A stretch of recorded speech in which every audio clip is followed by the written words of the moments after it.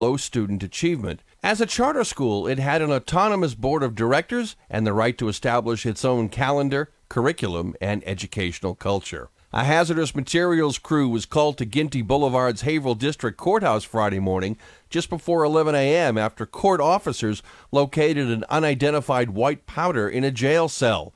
Haverhill Fire Chief William LaLiberty tells WHAV that through various testing, personnel determined there was an elevated suspicion the substance in question was fentanyl. The powder was neutralized, the cell area cleaned by a specialized crew before the area was put back into use. The courthouse was not evacuated, and the holding cell area was the only part of the building impacted, said LaLiberty.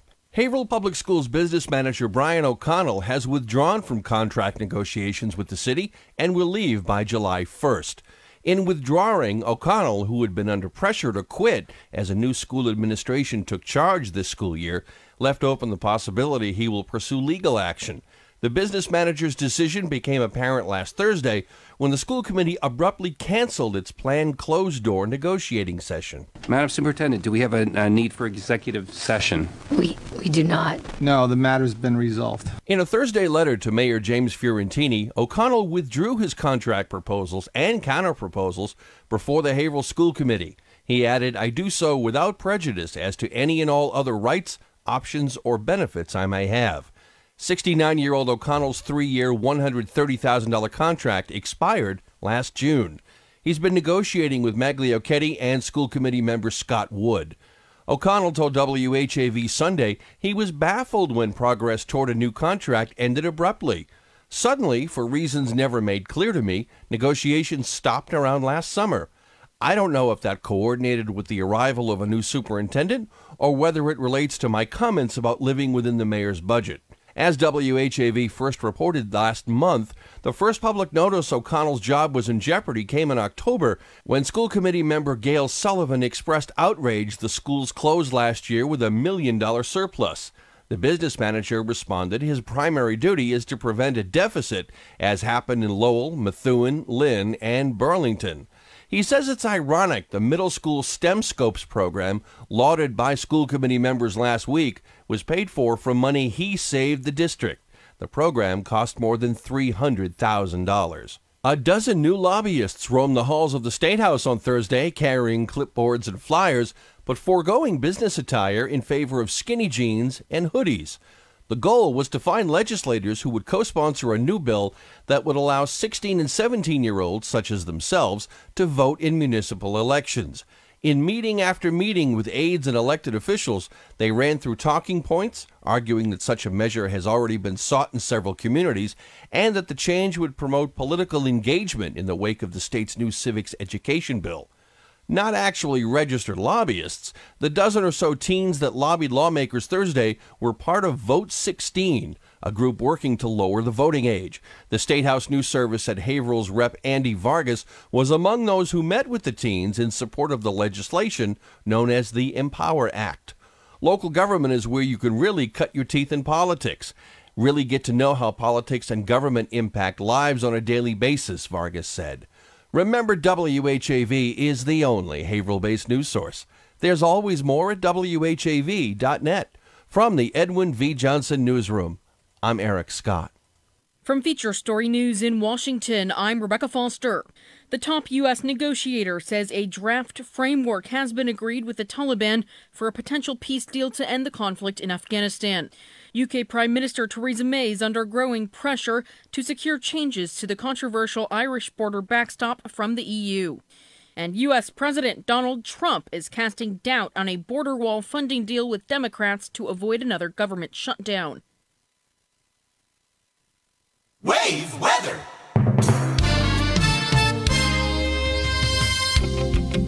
Now your wave weather forecast for Haverhill in the Merrimack Valley. Partly cloudy skies, low around 12 degrees tonight with a 5-mile-per-hour breeze. Snow showers becoming more numerous as we go into the afternoon hours tomorrow. Accumulations less than an inch. 7 to 10-mile-per-hour winds. High temperatures near the freezing mark, dropping into the middle 20s. Some snow showers mixing with a little bit of rain at times Tuesday night. Eventually changing back to snow, adding up around an inch or two. An isolated snow shower on Wednesday. High temperatures near 31. I'm WHAV meteorologist Brian Ivy. Your next wave weather in 30 minutes. Stay informed each day with local news coupled with FSN's worldwide coverage. 97.9 WHAV is the only Haverhill-based news source. There's always more at WHAV.net. Say Smith. Mercedes-Benz has for over 50 years. Smith Motor Sales of Haverhill offers new and certified pre-owned Mercedes-Benz SUVs, crossovers, sedans, and coupes. And with its state-of-the-art sales and service facility, Smith is able to offer a different kind of customer experience unlike any other. Countless reasons, one choice. Smith Motor Sales of Haverhill at 420 River Street, routes 110 and 113. There's more on the web at onlymercedes.com. WHAV, Merrimack Valley, open mic. From the Edwin V. Johnson Newsroom, 97.9 WHAV FM presents The Open Mic Show with Bill Macek. Open Mic is brought to you in part by Smith Motor Sales of Haverhill, 420 River Street, exit 48 off 495. Make your voice heard. Call 978-374-1900. That's 978-374-1900. And good evening, and welcome to the Open Mic Show. Bill Macek and Bill Ellis here. How are you tonight, William? I'm very good. How are you? It's a beautiful day out today. You thought so? I thought so. Well, we're supposed to get some real cold weather coming on Thursday. I thought it was a little cold, yeah. Well, that's because Thursday. You're a little wimpy, Will. Yeah, Thursdays are going to be real cold, yeah. Yeah, they're talking about 15. How about in the Midwest? They're talking like minus 30, minus 40 degrees. I know. Yeah. That's sad, and it's you know what's interesting is when you talk about is it global cooling, warming, change, or whatever, because in Australia right now they're seeing temperatures of 117 degrees. Really? Oh yeah, they're having a terrible heat wave down there. Wow. Well. So you're hot stuff, Bill. Yeah, that's it. So let's talk about LBDs tonight because we're going to give away a cake. Today is the night we draw from the cowboy hat, which is in the production studio right now, because people have we'll give them another hour to call in if they have a birthday or anniversary in the month of February. Or if you want to call in and dedicate the cake to somebody for Valentine's Day. Don't you think that would be nice? Pick a name. Yeah, so if your wife called up and said, I want to give my husband an opportunity to win a cake. To win the cake for Valentine's Day. Because Valentine's Day is February 14th. Sure. Yeah, that's a good idea. Why, because you like it now because you think there's an opportunity your wife's going to call? No. I bet you your wife doesn't call. She won't. Does your wife even listen? Not often. Not often? Yeah. Is there a problem at home, She Bill? hears You want to enough talk to of us me. about it? She hears enough of me at home. Well, actually, because you leave here and you buy her dinner, don't you? Don't you travel? Sometimes. Yeah. Yeah. That's romantic. Yeah. Yeah. Isn't Sure. that nice? Now, what do you have planned for your wife for Valentine's Day? Nothing. Yet. Yet. Yeah, okay. Yet. Is that yet or niet? No, it's niet. yet. Meaning no in Russian? No, it's yet. It's still early. What are your thoughts? I don't have any thoughts. Really? What are you doing on the show then? I have. You sound like a Muppet or something. You mean thoughts for regarding me and my wife for Valentine's Day? Yeah. Maybe dinner and a movie. And what kind of movie would you going to see? We would go to a cinema. All right. Not what movies have you seen lately, Will? They're sparse out there. Yeah. The one that I know, the one that we want to go see is Stan and Ollie. And what's that about? What do you think? We saw the preview the last time we went to the movies, and Laurel and Hardy. Yeah. Did you know? And I love this quote. Stan Laurel said, "If you cry at my funeral, I will never talk to you again." Imagine that. Yeah. There's a good thing on YouTube, and it shows his funeral, and it shows Buster Keaton was there. Dick Van Dyke, who does a tremendous Stan Laurel. Yeah, I've seen him do that. Yeah. And it was sad. You know, you can find so much on YouTube. Dick Van Dyke was in the remake of Mary Poppins. Yeah. He was in the first one and the second one. The first and the second? God bless him. Yeah. I believe we have Elizabeth in Haverhill. She has 3 birthdays. Ah, okay. Well, we'll put her on the air, then she can announce them to the public. 3 birthdays? To the I thought listening you were only public. allowed to have 1 birthday a year. And she has 3? Well, look, Elizabeth, are you out there? Yeah. Yeah. Hi, Elizabeth. I got 1 for my nephew and 2 of my friends. 1 for your nephew and 2. What are the first names and what are the dates? My nephew is February 3rd. His name is Keith. Okay. And I got Felicia. Hers is February 14th. Okay. Valentine's Day. That's nice, yeah. Yeah. And David, it's February 24th. Okay. Oh, okay. All right. Well, now what is Sadie Hawkins Day? No. Well, let's finish up with our guest on the phone. Sadie Hawkins Day's in March? Yeah. I thought Sadie Hawkins Day was February 29th. February 29th. Isn't that like every 4 years? Right, and the woman gets to ask the man to marry them. That's right. Huh. Yeah, that's what I. So if you had a man that you'd ask to marry, Elizabeth, who would you ask? If you had any man in the world, who would you ask to marry you?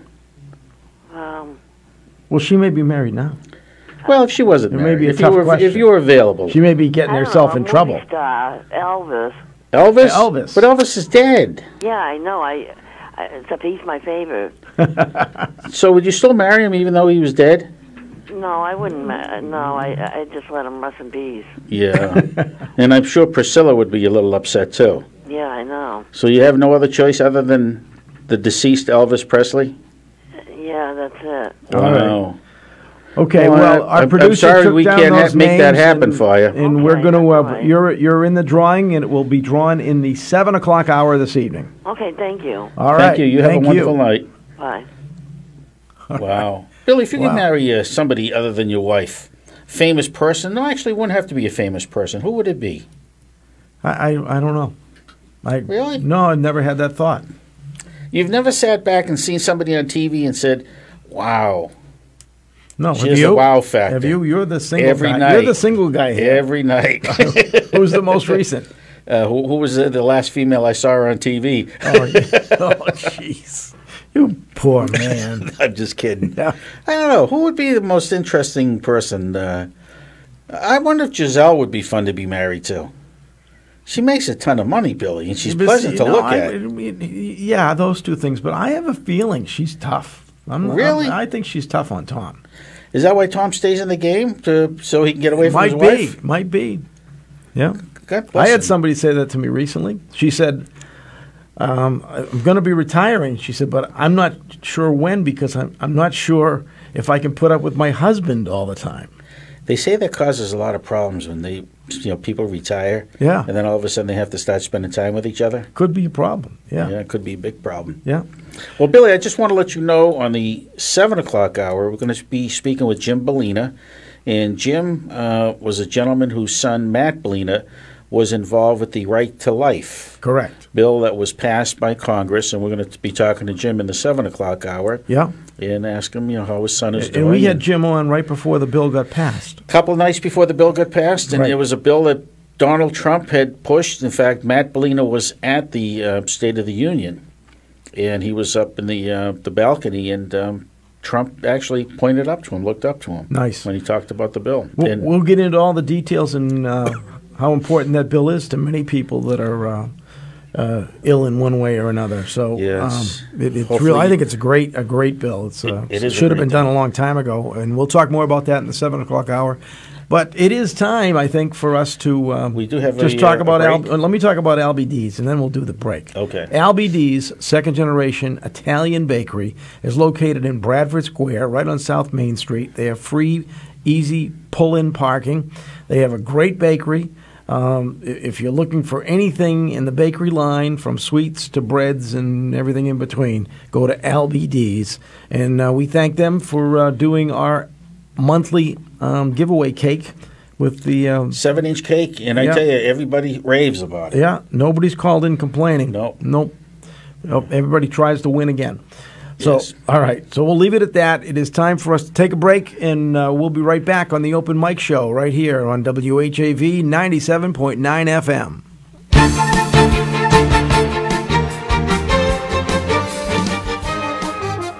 Catch the wave, WHAV, open mic. From the Edwin V. Johnson Newsroom, 97.9 WHAV FM presents The Open Mic Show with Bill Macek. Open Mic is brought to you in part by Smith Motor Sales of Haverhill, 420 River Street, exit 48 off 495. Make your voice heard. Call 978-374-1900. That's 978-374-1900.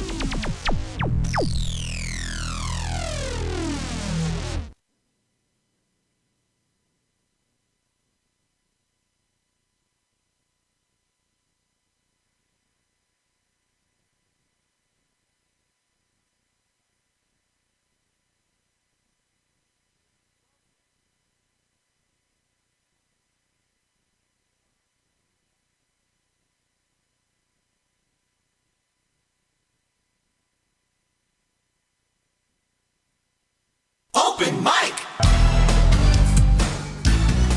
Bill Macek and the Open Mic Show will be right back. Get in on the action. Call 978-374-1900. Open Mic is brought to you in part by Smith Motor Sales of Haverhill, 420 River Street, exit 48 off 495.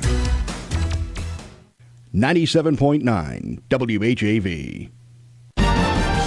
Paul Ryan, HHS class of 1971.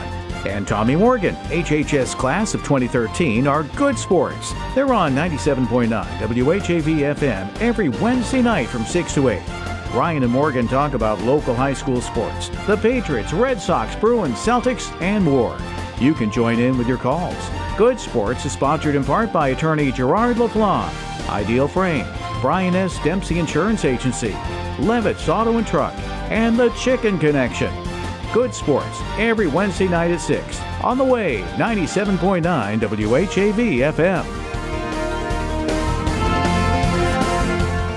Say Smith. Mercedes-Benz has for over 50 years. Smith Motor Sales of Haverhill offers new and certified pre-owned Mercedes-Benz SUVs, crossovers, sedans, and coupes. And with its state-of-the-art sales and service facility, Smith is able to offer a different kind of customer experience unlike any other. Countless reasons, one choice. Smith Motor Sales of Haverhill at 420 River Street, routes 110 and 113. There's more on the web at onlymercedes.com. Community Spotlight. Grab your partners. A new line dancing class at Haverhill's Welcome Street Citizen Center is set to begin Monday, February 4th from 9 to 9:50 a.m. A variety of songs and dance steps are included in class, and beginners are welcome. No experience necessary, and you don't need to be a senior to take part. Each class is $5. Information is available by emailing Susan at susantribble517@gmail.com. Submit your own nonprofit events and announcements at least 3 weeks in advance. For best results, use the online form under the Contact tab at WHAV.net. In the Edwin V. Johnson Newsroom, I'm Eric Scott. Catch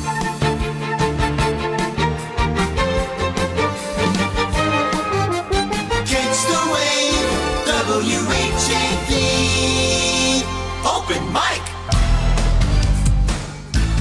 From the Edwin V. Johnson Newsroom, 97.9 WHAV FM presents The Open Mic Show with Bill Macek. Open Mic is brought to you in part by Smith Motor Sales of Haverhill, 420 River Street, exit 48 off 495. Make your voice heard. Call 978-374-1900. That's 978-374-1900. And we're back on the Open Mic Show. Bill Macek and Bill Ellis on a Monday night. We're here until 8 o'clock. If there's anything you would like to talk about, we'd like to hear from you. Now, I want to do I think we should start doing polls. Not forming an opinion, just polls like putting people from Poland? Or No, questions. Like I have a question. This was something that appeared in WHAV's online news earlier today, and I'd like to know how people feel about this. Our Haverhill State Representative Andy Vargas seems to be helping to facilitate this idea at the State House from the way it read. And the goal is to find legislators who would co-sponsor a new bill that would allow 16 and 17-year-olds to vote in municipal elections. There must be a regulation that says they can't vote in state or national elections. But I guess in municipal elections there may not be any regulation that says they can't vote. So the pushes to now have 16 and 17-year-olds vote in local elections. So I think I read it as a surprise. I hadn't ever heard of any push for that. And I wonder how our listeners feel about that. Should we allow 16 and 17-year-old people to vote in our local municipal elections? Andy came up with, or was he? It wasn't really clear, but he seemed to be pushing it with the picture and the way the story was written. So he must be signed on to it, and he's looking for more support from his colleagues. Well, I'm wondering how many kids approached him if that was the case and said, Mr. Vargas, we'd like to vote. Well, if you look at the picture, there's probably there's got to be at least maybe a dozen kids that went there, and there must be a group from somewhere. I don't know any more details than all I've given. I just want to. I'd like to put it out as a general question for people to call in, vote yes, that's a good idea. No, I don't think that's a good idea. Should 16 or 17-year-olds be allowed to vote in municipal elections? Now, if they allow them to vote, then I think the question would come up is, well, why can't they consume alcohol? Seriously, that's what you're going to end up getting. It's just like, that's what happened. What came first, the chicken or the egg? I remember that happened in Vietnam. It was 21, and because they'd say, well, I can go fight for my country and get killed, but I can't drink alcohol. And that's when they lowered the drinking age. I have a feeling it's not going to go anywhere. Just my gut feeling. That's your gut feel? Yeah. So your vote is, well, you're not voting. That's an opinion. It's an opinion. But a lot of kids, though, when they reach the age, don't vote. Well, that's true. But there are some youth movements with every campaign. Now, Andy just ran. He had a lot of his former classmates, and he had a very young group. Maybe that's where it stems from, because they were able to help him in his election. I don't know. I'm just guessing now. But there are kids that are so you get them politically active at a young age. I remember my first whirl into politics was in 1967, and I was in the 4th grade, and we had to discuss the Egyptian-Israeli war, the 7-day war. And I was the ambassador for Israel. So how old were you then? I think I was, what's 4th grade get you? Fourth, whatever. 4, 6, about 10, 11. Somewhere in there, yeah. So maybe we should lower it to 10 or 11. If they were as you were active, active, as I was. right? I was very maybe active. there should have to be something. I think they should have to take a test. Take a test? Yeah, I think there should be a test that's involved. And the test, we'll see how smart they are, what their aptitude is, political aptitude. Okay. I think maybe so. they could. Maybe seniors in high school could take that test. And I think they should. I think the social studies should teach them. Yeah. All right. Let's look and see what our producer has. Do you have a phone call, or have you been getting a phone call in there, David? Oh yes, I believe we have Jerry and Methuen who would like to opine. Okay. All right. Hello. Great. Hello, Jerry. Good evening. Good evening, Bill. How are you? I'm great. How are you? One of the stipulations, one of two stipulations, would be that the high school voter would be somebody who had taken civics, for one thing, and the other thing would be that the civics subjects, in fact, a lot of schools don't even teach civics any longer, but the school civics might be substituted by a student who works summers in the city hall, some involvement, something like that. Yeah, yeah. Well, those are good thoughts. Yeah, I like that. It also says, Jerry, too, that people lose the right to vote after age 89. No, don't say that. All right, now I'll be 91 in April. God bless you. And Jerry, you did win the cake from LBD's last year because your birthday falls on tax day, April 15th. Yeah, that's right. See, we remember that, Jerry. Tell me something. The other thing that I'd like to at least discuss with you for a second would be, I thought that Senator DeZoglio is pushing for to develop some kind of a consortium to address the problems with pollution of the Merrimack River, which seems to be going backwards from years ago when we had what's called the Clean Water Act, you know? Right. Yeah, I think Senator DiZoglio is working on that bill. Yeah, she is working on that bill. And I've called her a couple of times and told her, I said that the problem with pollution and combined sewer overflows doesn't stop at the at the boundary between New Hampshire and Massachusetts. So her consortium should be made up of members of the state of New Hampshire also, and the Corps of Engineers, who controls impoundments, and as I said, the state of New Hampshire, who controls an awful lot of dams upstream from the boundary line of Massachusetts and New Hampshire. Right. In fact, the biggest reservoir is one at Winnipesaukee. 1 billion gallons of water behind the dam in Winnipesaukee, and 300 million behind the dam in Winnisquam. So there's a lot of water up there. They let it go when when it's flood time, but during drought situations, they're kind of stingy with their water.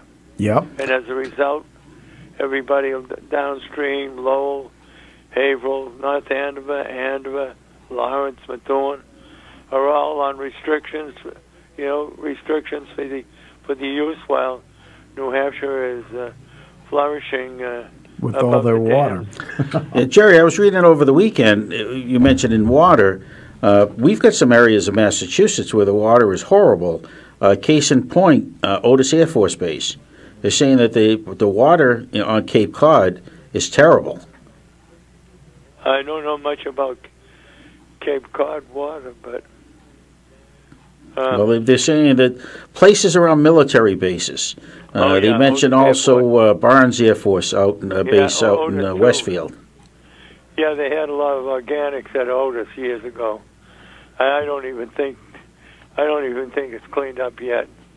Really, no, you find out in many of these communities where they use groundwater wells, like for example Salem, New Hampshire, at their old sewage treatment plant. That's been undergoing remediation now for I don't know how many years. And in Methuen, at the DPW garage, that must be under mitigation for maybe 10 years at least. So these sites, they're contaminated with, hydrocarbons and oils and things like that, and it takes an awful lot of time to clean them up, Now, Jerry, you could probably be deemed an H2 know-it-all. You like the way I wrote that? H2 know-it-all. Yeah. H2O? Yeah, H2O. Yeah. H2 know-it-all. Jerry, where is the cleanest water in the United States? Let's see. It seems like every river that I would say Colorado River. So that's where so it's those advertisements for Coors, they're correct. They have to leave out Flint, Michigan, that's for sure. Right. Yeah. But I would think that out there, the Colorado River, which supplies water to California, right, when they're not fighting about it, correct? Right. There's been some big water wars between California and Colorado over rights to the Colorado River. Right now, that California diverts water from I'm pretty sure from the Colorado River. Yeah. Hey, Jerry, we need to take a break. I want to thank you for calling in, and we'll talk to you soon. And maybe bring that subject up in the future with Diana DiZoglio. I think it's a great idea, really. I do too. We'll have to get her in here. She has to remember, though, that the buck doesn't stop at the borderline of the borderline, because right. Plenty of the Merrimack River goes all the way up into Vermont, a portion of Vermont. Yeah. And primarily in New Hampshire. It's 565 square miles of watershed, and there are a lot of combined sewer overflows that haven't been taken care of. Yeah. Wouldn't the Army Corps of Engineers be involved with that, though? Oh, they should, because they own 2 impoundments. Right. But those impoundments are for flood control, and as one engineer told me, Army Corps of Engineer person told me, we'd rather see the stream bed than we would water in the these reservoirs. Yeah. All right, Jerry. Thanks. Thank you, Jerry. We'll get into it more. Thanks for calling in. Thank you very much. Have a good one. Bye-bye. All right, we're going to take a short break right here on the Open Mic Show. We'll be back, and feel free to give us a call, 978-374-1900 on WHAV 97.9 FM. Open Mic!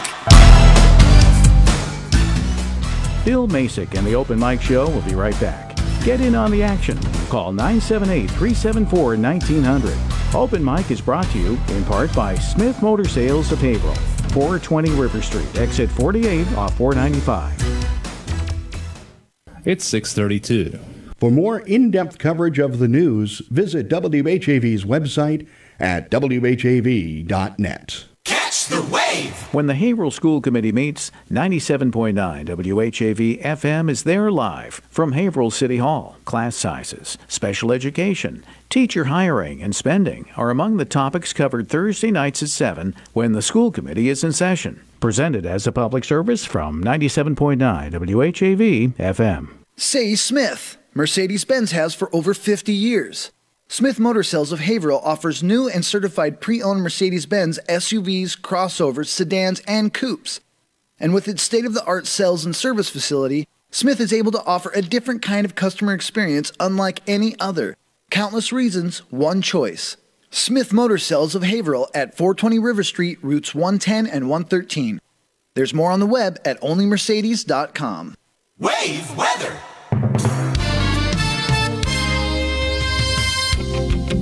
Now your wave weather forecast for Haverhill in the Merrimack Valley. Partly cloudy skies, low around 12 degrees tonight with a 5-mile-per-hour breeze. Snow showers becoming more numerous as we go into the afternoon hours tomorrow. Accumulations less than an inch.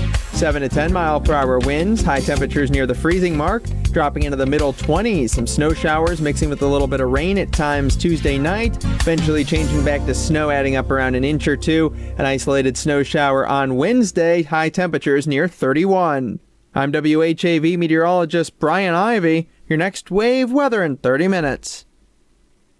WHAV Open Mic! From the Edwin V. Johnson Newsroom, 97.9 WHAV FM presents The Open Mic Show with Bill Macek. Open Mic is brought to you in part by Smith Motor Sales of Haverhill, 420 River Street, exit 48 off 495. Make your voice heard. Call 978-374-1900. That's 978-374-1900. Back again on the Open Mic Show. Bill Macek and Bill Ellis. We're taking your calls at 978-374-1900. We have a caller named Tom on the line. Tom, how are you? I'm very well, guys. How you doing tonight? Excellent. That's excellent. You know, today I just called for one reason only. Just want everybody to think about where they were all those years ago. Remember where you were when Challenger went up into space and didn't make it? Yeah, I do. Very sad day today. It was terrible. It was a very sad, terrible event. You know, I'm going to date myself. I'll tell you how much of an old man I am. I was actually in 3rd grade watching that. My 3rd grade teacher, Mr. Choquette at the house school in Methuen, little regional school right near the Haverhill line, was friends with Krista McAuliffe. Krista McAuliffe, yeah. Yep, she So it was was a from very New Hampshire. not so Where were good you, day. Billy? I'm not sure. I remember the event. I don't remember where it was. I remember exactly where I was. You do? I was in the, what's that tower in Boston? Oh. The Hancock Tower? No, it was the other one. The Bunker Hill? No, oh God. Prudential? No, it wasn't Prudential. It's not that big. You can see it. It's going to bug me now. One International? No. All right, I'll tell you what it is. It's right close to the ocean. It's probably the closest one. You see it on the right-hand side. Well, anyways, I was in that building at an architect's office.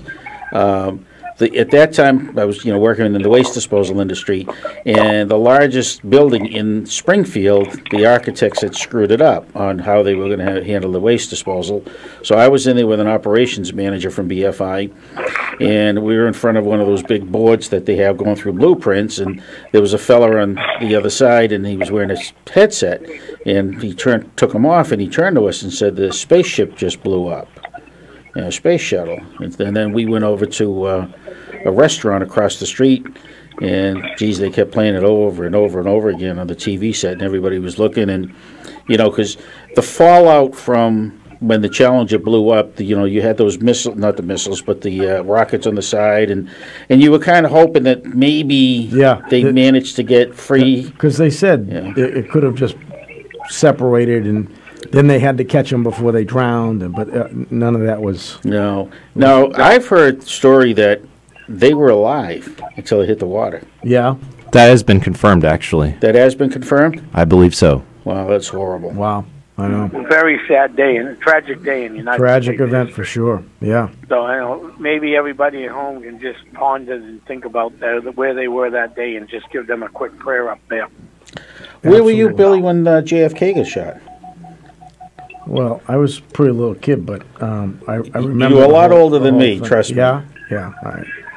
Now, do you remember? I know where I was when JFK shot. I wasn't born yet. I know where I was when I remember watching the planes crash into the towers in New York. I remember that. Yeah. I was in the first grade, and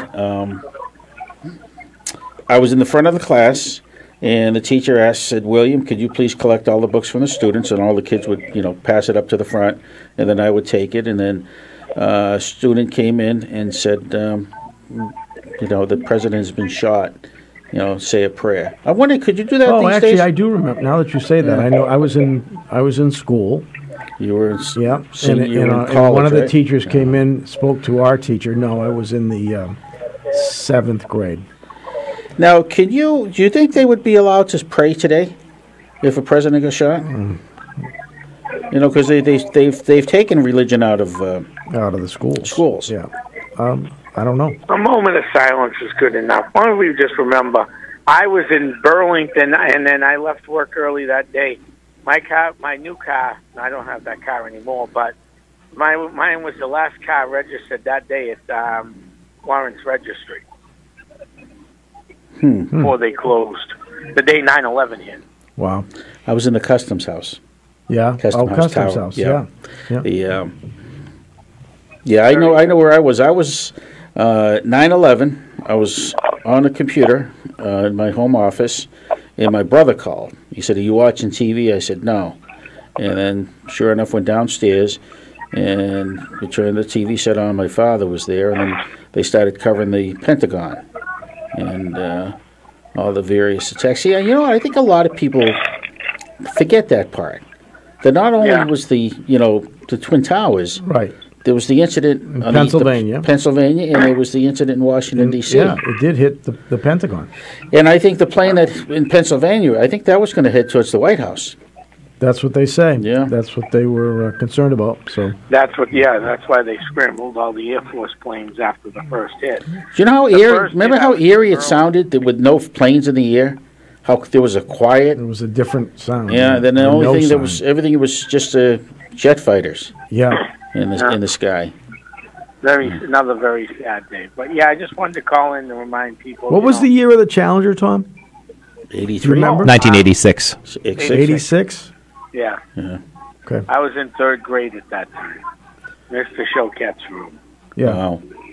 Because it's coming back to me. I haven't thought about where I was, but I was in France. You in France? I was in France. Yeah.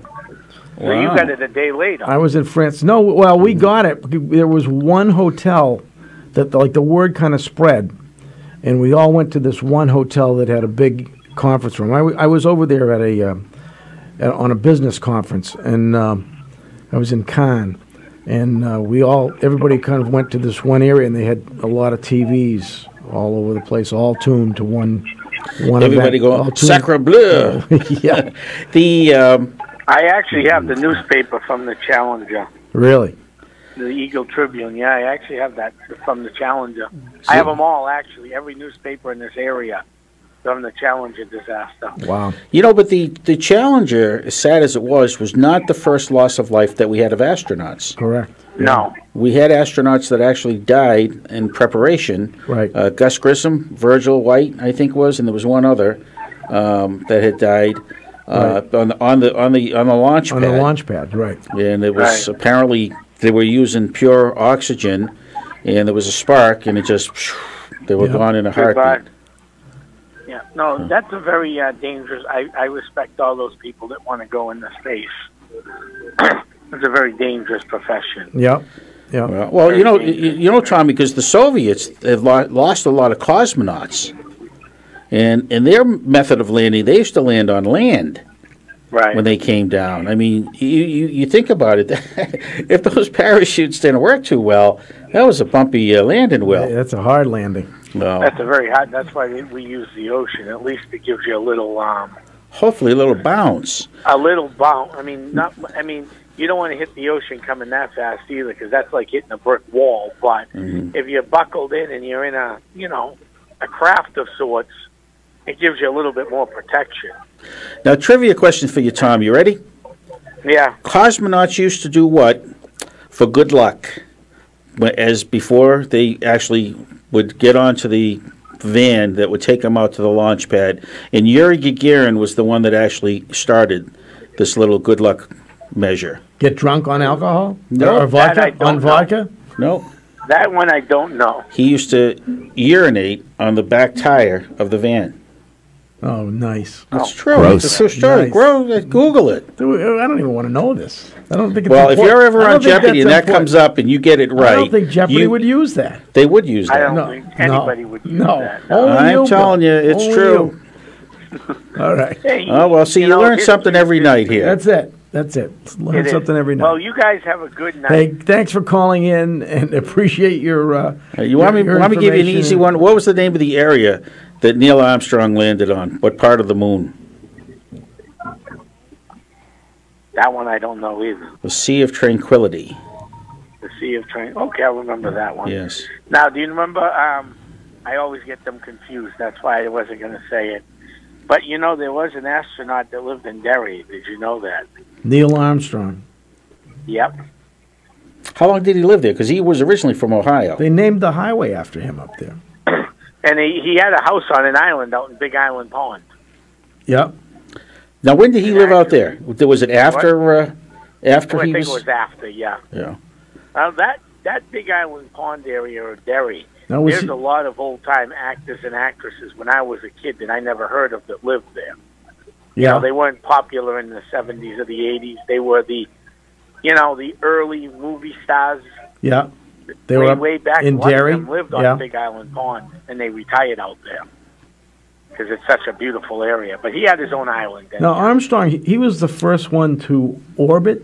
No, he landed on the moon. He landed. Oh, he landed on the He moon. landed. He was the Okay. first. He was the one that said, "One small step for man, one giant leap for mankind." Yeah. Now, just think if he had stepped on the moon and said, "Next stop, Disney," Yeah. he could have made umpteen millions of dollars. Wasn't John Glenn from Ohio, I believe? John Glenn was from Ohio also. Yeah. He was a senator from Ohio. Yeah. I knew that, He yeah. was. Yeah. Yeah. They say Neil Armstrong was not a.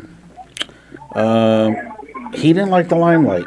They said he wouldn't really want to speak to many people. There were a lot of people that did Well, not everybody likes the things limelight. that they don't, they kind of are I'm shy. a shy guy. I don't like the limelight. I just like doing things. Well, Buzz Aldrin, who was the second man, he was more vocal. He was more out there than Neil Armstrong was. In fact, Buzz is still alive, I believe, and Neil died a few years back. Mm-hmm. Did you see the movie First Man?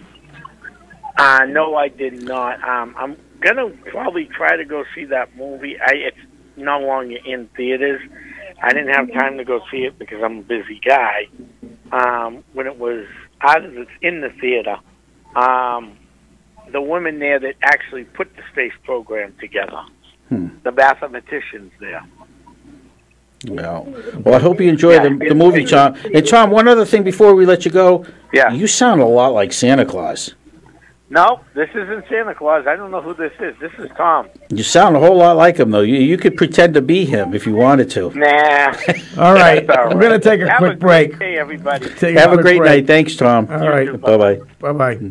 We're on the Open Mic Show until 8 o'clock. You can join us at 978-374-1900.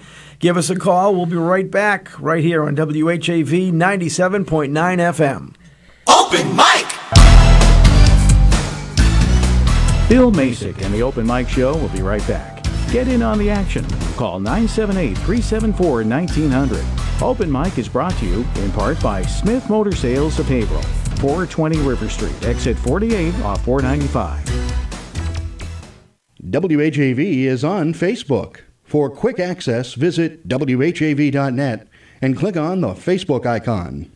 Like to laugh? Then you'll like listening to Eve Arden as our Miss Brooks on CBS Radio, with Cupid taking pot shots at her from one side and Mr. Conklin, the school principal, badgering her on the other. Our lovelorn school marm has a tough time tracking down her favorite male, Mr. Boynton. Every episode of Our Miss Brooks, starring Eve Arden, offers immediate insurance against the blues. Old Time Radio is heard 7 nights a week over 97.9 WHAV FM. Hear Our Miss Brooks Thursday nights at 10 with an encore performance at 1 a.m. Say Smith. Mercedes-Benz has for over 50 years. Smith Motor Sales of Haverhill offers new and certified pre-owned Mercedes-Benz SUVs, crossovers, sedans, and coupes. And with its state-of-the-art sales and service facility, Smith is able to offer a different kind of customer experience unlike any other. Countless reasons, one choice.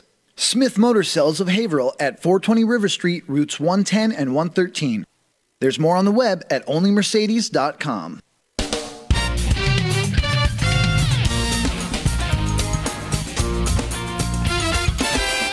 Catch the wave. WHAV. Open Mic.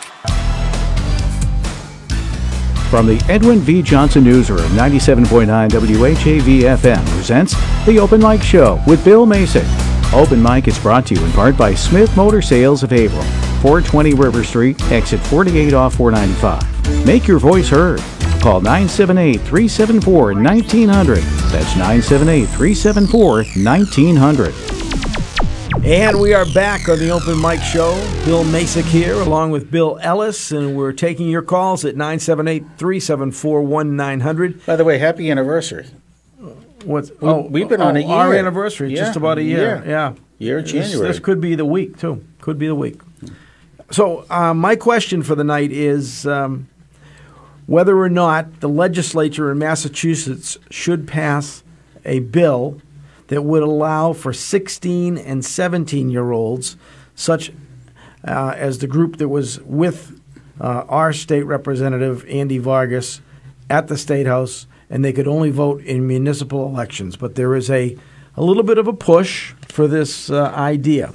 So I would like to hear from people as to how they feel, whether or not people should be allowed to vote at 16 and 17, because now it's 18. So I think the reason they wrote it 16 and 17 is because they want to include both years. But I'd like to know if they, if anybody has any opinions. We had one call that had some ideas, but a few requirements. I think there should be. I think they should have classes they have to take, and then a test. But so what, are you going to have a special card to vote saying you passed the test? Yeah, well, Billy, if you were 16 years old and you passed it, then the high school notifies the polling place, William Macek, the 17th. Sure. He's allowed to vote. I'd like to also ask if anybody would have any problem with having to show an ID when they go to vote. Well, they should. They just came out in Texas. There's like 98,000 people illegally voted. Billy, that's a lot. That's a lot. 98,000. That could swing an election. You take a look at the state of New Hampshire, where the Senate race, I think, was 700 votes, and they have same-day registration.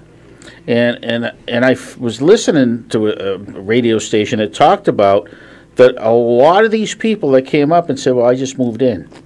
Yeah. Well, they never went and confirmed I've heard the this. fact after the fact, that they actually did live there. All right. So let's find out what Claire in Methuen has to add to the open mic program. Claire in Methuen, hey, you are Claire, on the how air. are you tonight? Hey, Claire. Good, thank you. I just want to correct you about the dairyman. It was Alan Shepard. Alan Shepard. Oh, okay. Yes, that's it. He Yep. was the very first one. He was the first one in space, right? Yes. Yes. Exactly. Right. And John Glenn was the first one to go around the Earth. Right. Yeah. Yep. And do you Then after that, there were so many that I can't You remember lose all you their lose names. track. I know. So- But thank you for that. I so appreciate that. Alan Shepard was he lived on that. So it wasn't Neil Armstrong. It was Alan Shepard. Right. Yeah, he lived in Derry. I think then the other man had said he moved to the. Yeah, I'm listening to myself. Okay. You'll get anyway, confused. Now, Claire, like- did you know Alan Shepard? No, I didn't know him, but he was around here. I think I saw him once. There's a circle in Derry, the first circle you come to up off 28. Yeah. Yeah, up there, there's a small restaurant, a clam place. And I think I saw him there. I'm not sure, but I think I did. Well, when John Glenn went up in space when he was 70s, I think it was in his 70s. I think so. Yeah, and No. He was in his 70s when he became a politician. no, he went up in his later years. Oh, 1998, actually. Yeah. Yeah. And how old was he, Dave? Do you know offhand? Oh, I believe he was 75. All right. So he there was a national radio show. It just visualized this, Claire. They said John Glenn going around the Earth at 10 miles an hour with his left blinker on. That's a good one. Yeah, but you ever see the movie Space Cowboys with Clint Eastwood? No. Oh, that's a must see. Good one? Yeah, that's very good. It's about old astronauts. Yeah. They have a opportunity to go back into space. Yeah, they had to do something special. I forget. I haven't seen the movie. Yeah, what the premise was is Clint Eastwood had designed a certain system for rockets and satellites, I guess. And there was Soviets had a problem with a satellite, and Clint Eastwood ends up going up there. Then the big question is how did they get a hold of my ideas? And it turns out that somebody in NASA had basically sold the ideas to the Soviets. But when they get up there, they find out it's not a regular satellite, but it's got nuclear warheads. Oh, and that's what they were concerned about. That was yeah. And it was funny. It was it was a good storyline. I mean, they're on the Jay Leno show, and Jay Leno says to them, he goes, "Now you folks were all in the military, right?" And they say, "Yeah." He goes, "For the South or the North?" So trying to dictate. I mean, how old that they were. But now, are you a Clint Eastwood fan, Claire? Definitely. Now, have you seen his latest movie, The Mule? No, I haven't. All right, Good? it's different. It's not like your, Clint Eastwood shoot 'em up type movie. It's got a different storyline to it. It's good. But it's different. That's what I've heard. It's not one of those that I would see over and over again. Not like a Shawshank Redemption or something. It's a to little that effect. slow moving. It is slow moving. Yeah. Yeah. It didn't interest me too much when it came out. Yeah. Yeah. The other thing I'd like to talk about is the policemen that are going to get laid off. Oh, you're in Methuen. Yeah. Okay. Now, yeah. Well, we'll see what happens. There's been some some talk of them actually being able to get a court order to prevent that. I'm not sure how it's going to work out, but it really is a little frightening. It's appalling to think that half of the that- force, for a round number, is going to be laid off. Yeah, well, I guess Solomon gets $400,000 a year, and then someone else does too, the higher-ups I'm talking about. And then they're going to lay off policemen. Well, $435 $432,000 or something. But they actually negotiated that down. And the captains, they did. the captains did agree to, I think, around 180, which is still more than the average captain in Massachusetts municipal police. But they at least worked something out to take that crazy number totally off the board. But I think there's some other stuff that needs to be done because Methuen needs $1.8 million just to pay for the end of the fiscal year, which is only through June. Now, if they're short of police officers, if they have to cut in half, what does that say? Can you guys hear her? Oh, yeah, we can hear her. So we got a reflection coming through the glass. Would the state get involved if they're short of manpower? Well, I think that they would be the on-call. You know, the state police would probably be your on-call. I think the Attorney General should look into it, of the state of Massachusetts. Well, they've got a state person kind of overseeing their financials and been working to try to kind of connect the dots and undo the deficit. But it's crazy. It's been a crazy, tough year for Methuen financially. Well, you know what? They keep building and building and building. They give them these... I used to horseback ride. Now, see, we can tell you're from Massachusetts, hoss, instead of horse. That's true. I used to horseback ride in this area, and the lady gave me permission to ride in it, and through her, a man used to come and cut wood down, I guess, for her fireplace. And then now they've built up the whole area. And where are taxes going for, these are big, expensive houses. They're supposed to collect taxes from these people. Why are we in debt? The cost of living also increases, and the cost of municipal employment increases. So it is somewhat of a juggling that you have to bring in more money every year just to cover the cost of living pay increases. And then there are other things in a municipal budget that are necessary and required. A lot of it goes to education. A lot of our schools. Yeah, but we need the police. We need the police. We need everybody. It's like you got to have a balancing number, so that you have a good balance in all those areas. You need your DPW. You need fire. You need everybody. Yes. Yeah. Yeah, exactly. And I live in the Loop area of Methuen. Yeah. And there's so much housing going on Howe Street, on Hampstead Street.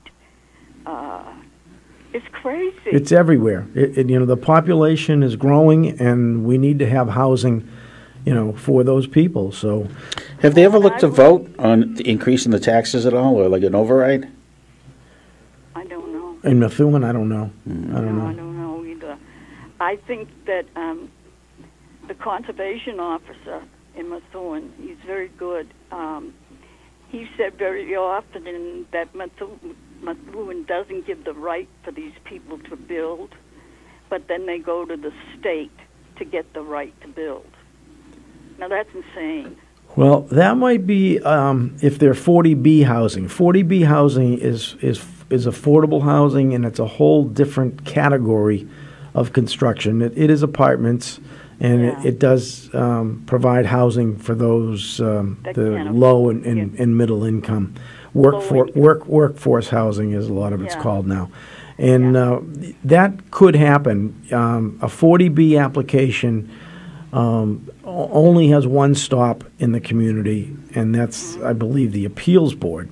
And if they say no, but there can be negotiation. I know that communities can negotiate with a developer who wants to build 40B housing, and there's ways of working with them to not have it be to have it not be something that is too outrageous as far as density. Density is always the factor. So but if they go to the state, most of the time they're going to win. Yeah, and that's not right. Yeah. I mean, it really isn't. Yeah. Now, When are these going to collect their taxes? Taxes are high. Taxes get paid. You'd be surprised. Everybody's paying it. Just the costs are up. Claire, we have to take a top of the hour break. I want to thank you very much for calling in. I hope you call in more often. Yeah, thank you, Claire. Claire, are you listening on the radio or on the internet? No, on the TV. TV? All right. God bless you. Thank you. Great. Thank you very much. We enjoy having you as part of the show. I will call in again. Great. Thank you. Okay, thank you. Okay, this is the Open Mic Show on WHAV 97.9 FM. Open Mic! Bill Macek and the Open Mic Show will be right back. Get in on the action. Call 978-374-1900. Open Mic is brought to you in part by Smith Motor Sales of Haverhill, 420 River Street, exit 48 off 495. It's 7:01. WHAV LP Haverhill.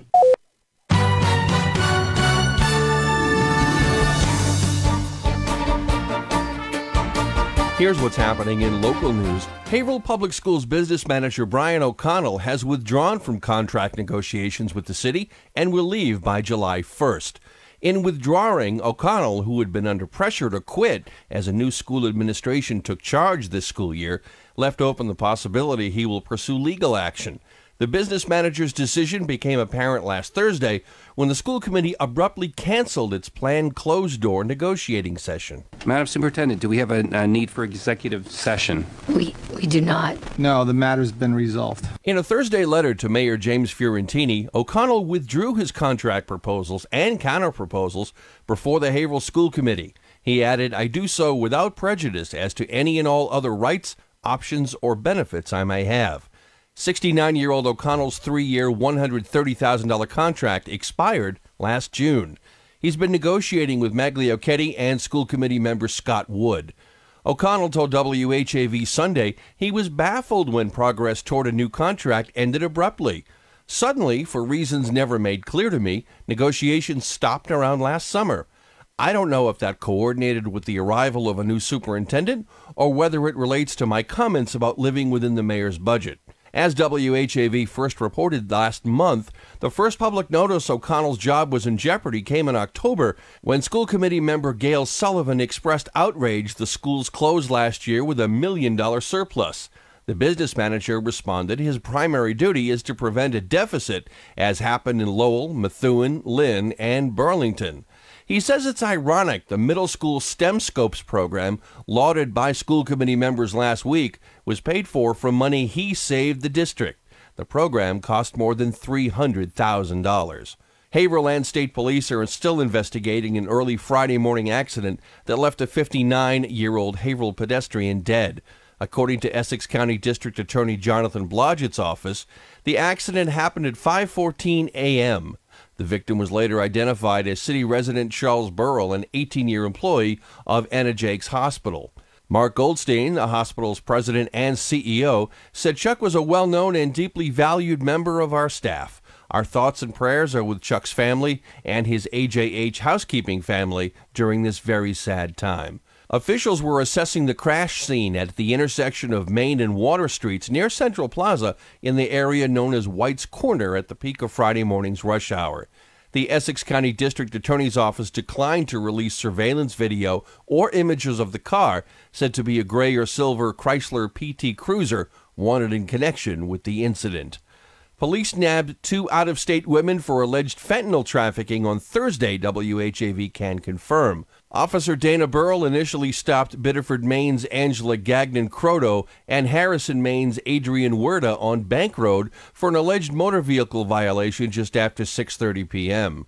Further investigation led to the pair's arrest for alleged fentanyl trafficking, arrest records show. 35-year-old Gagnon-Croto and 23-year-old Werda are also charged with conspiracy to violate drug laws. More than half of Methuen's police force is expected to get a pink slip in the coming weeks as a contentious debate over law enforcement salaries continues, said Chief Joseph Solomon on Thursday. Over the last several months, Methuen's Superior Officers Union, one of 2 in the city, have disputed contract negotiations with the City Council and Mayor James DeJuga's office. As a result, the police department has been stripped of an estimated $1.8 million, the Boston Globe has reported. Thursday was a very sad day in Methuen and a debilitating blow to public safety, Solomon said in a statement issued on social media, confirming 50 officers, including 3 canine teams, could lose their jobs March 1st if funding is not restored to the police department budget. According to Solomon, the department's patrol division would be the hardest hit. Drug and traffic units, school resource officers, and community-based programs would also be eliminated. Water Street's Buttonwoods Museum is getting ready for a Victorian-themed Valentine's Day party. The Haverhill Museum invites the public to an all-ages party that serves as a throwback to a fancier era. Tea, cookies, and a tour of the Victorian-area Duncan House are planned, as is a craft session to create DIY love letters. A $5 donation is suggested for the event that takes place at 240 Water Street between 3 and 6 p.m. on Tuesday, February 12th. Remember, WHAV is the only Haverhill-based news source. There's always more at WHAV.net. From the Edwin V. Johnson Newsroom, I'm Eric Scott. From Feature Story News in Washington, I'm Rebecca Foster. The top U.S. negotiator says a draft framework has been agreed with the Taliban for a potential peace deal to end the conflict in Afghanistan. UK Prime Minister Theresa May is under growing pressure to secure changes to the controversial Irish border backstop from the EU. And U.S. President Donald Trump is casting doubt on a border wall funding deal with Democrats to avoid another government shutdown. Wave weather.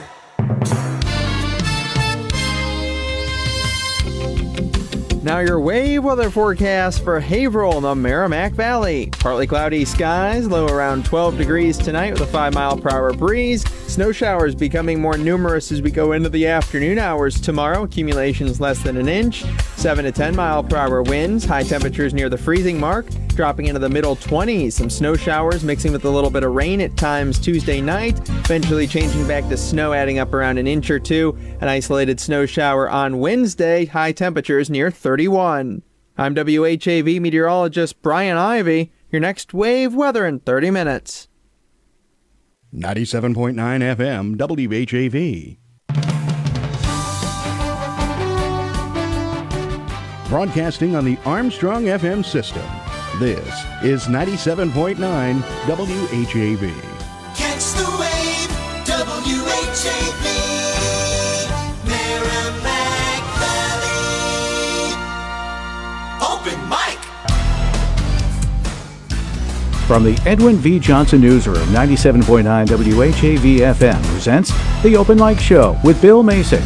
Open Mic is brought to you in part by Smith Motor Sales of Haverhill, 420 River Street, exit 48 off 495. Make your voice heard.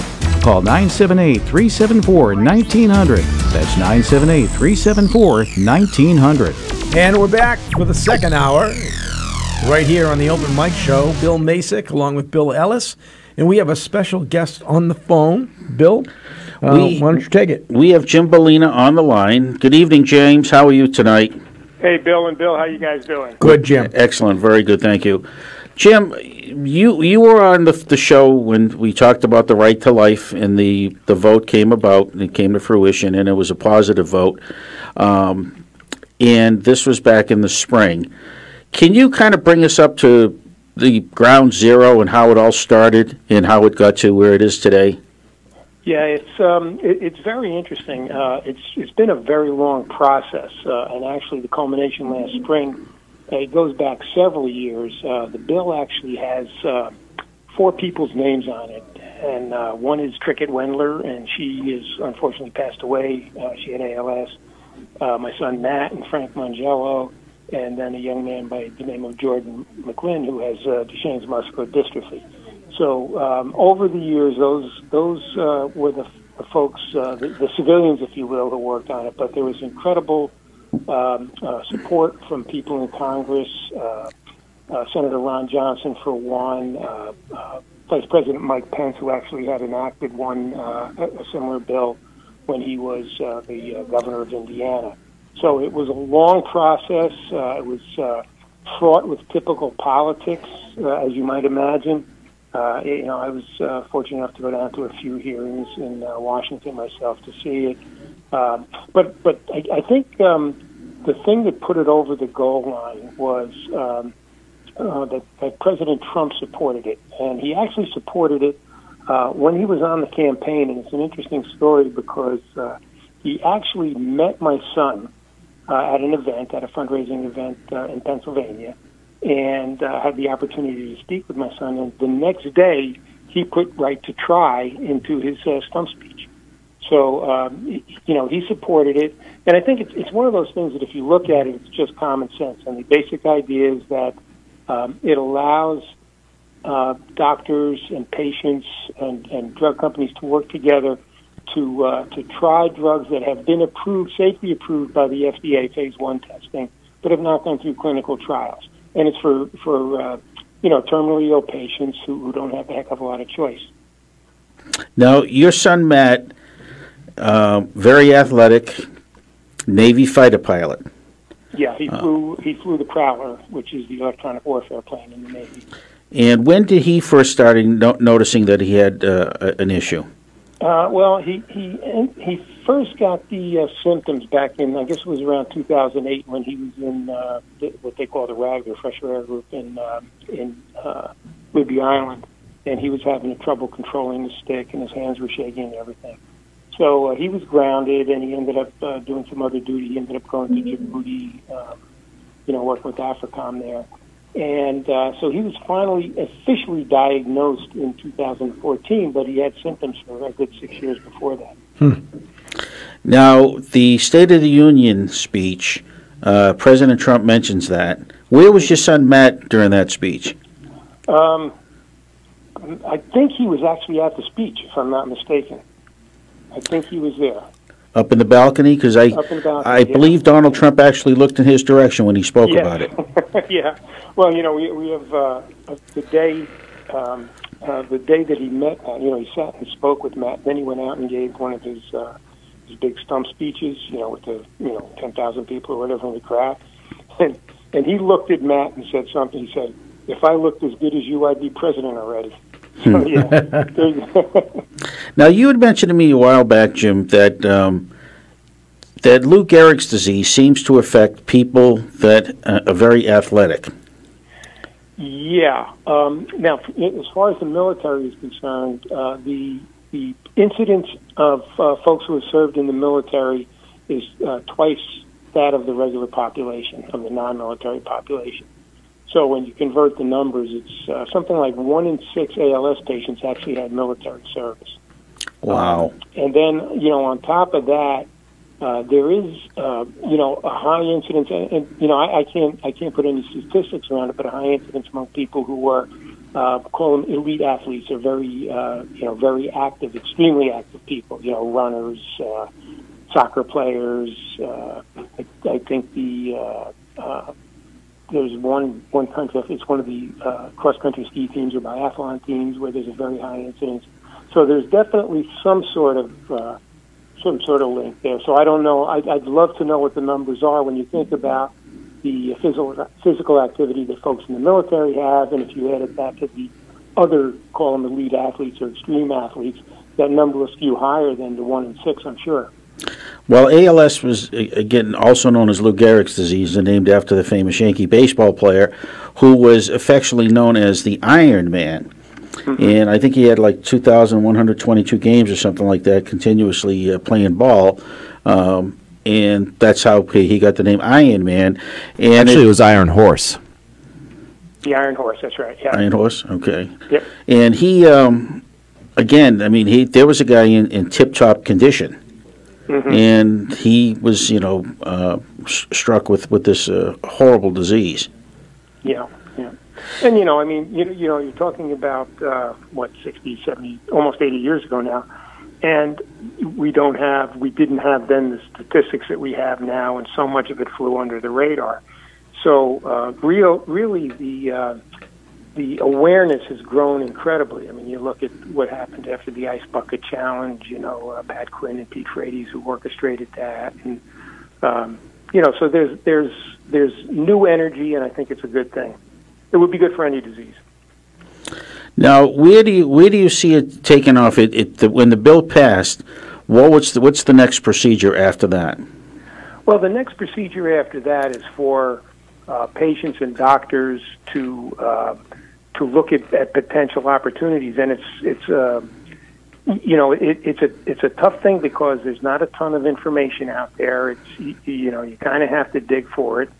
And it's going to take a lot of communication and trust and things like that to have patients who can approach companies through their doctor to try something. I think there was a story about a week ago about a cancer patient who was actually being able to use a drug under the right to try law. So it's going to be slow, but you know what? It's baby steps, and if you look at things in a big picture status, it's better than it was a year ago. Can it be better than it is now? Absolutely, but it's moving in the right direction. Is there a registry set up for this? Not that I'm aware of. Okay. But that's probably something that might be coming down the pike. Yeah. It sounds like a logical step. Therefore, it was a logical question, right? Now, now I don't want to get into too much detail because I know there's certain criteria that they can't be discussed with this. Have they determined how many people could be affected by this? I mean, how many people are in a position like Matt is with Lou Gehrig's disease, for instance, throughout the United States? Do they have numbers on that? Well, you know what? It really applies to anyone who has a terminal illness. So if there's a certain cancer for which there is no known cure, but a doctor, a patient, a pharmaceutical company takes a look and sees there might be a potential opportunity, they can look at it. So the numbers are, how many terminally ill patients who don't have a treatment? That's really the answer to that question. Mm-hmm. Well, we look forward to seeing some results with that sooner than later. I hope so. Yeah. And it's one of those things where some companies may step up at some point in time because they see an opportunity. A doctor might, put two and two together and raise the eyebrow of a patient and a company. But the thing is that it now can happen, whereas a year ago it couldn't. Could you, Jim? We're going to take a short break. Can we talk to you in the next quarter hour? Can you hold on for a minute? All right, we're going to take a short break here. And we'll be back on the Open Mic Show on WHAV 97.9 FM. Open Mic! Bill Macek and the Open Mic Show will be right back. Get in on the action. Call 978-374-1900. Open Mic is brought to you in part by Smith Motor Sales of Haverhill, 420 River Street, exit 48 off 495. If you want to know what's going on at WHAV, sign up for the free monthly Wavelengths newsletter online at WHAV.net. That we deliberate and achieve with wisdom and understanding, recognizing the rights of all of our citizens with full regard for the dignity and justice of the individual. Each week, WHAV News brings you live gavel-to-gavel coverage of the Haverhill City Council. Listen to 97.9 WHAV FM each Tuesday night at 7 when the City Council is in session from the Theodore A. Pelosi Jr. City Council Chambers in City Hall. Presented as a public service from 97.9 WHAV FM. Community Spotlight. Music history is on the agenda for a February 7th talk and book signing at Haverhill High School, organized by teacher Tom Jordan. James Sullivan will discuss Which Side Are You On? 20th Century American History in 100 Protest Songs, starting at 7 p.m. in the high school library at 137 Monument Street. The event, featuring Sullivan, the author of 5 books and a contributor to both the Boston Globe and Rolling Stone, is free and open to the public. Submit your own nonprofit events and announcements at least 3 weeks in advance. For best results, use the online form under the Contact tab at WHAV.net. In the Edwin V. Johnson Newsroom, I'm Eric Scott. Open Mic! From the Edwin V. Johnson Newsroom, 97.9 WHAV FM presents The Open Mic Show with Bill Macek. Open Mic is brought to you in part by Smith Motor Sales of Haverhill, 420 River Street, exit 48 off 495. Make your voice heard. Call 978-374-1900. That's 978-374-1900.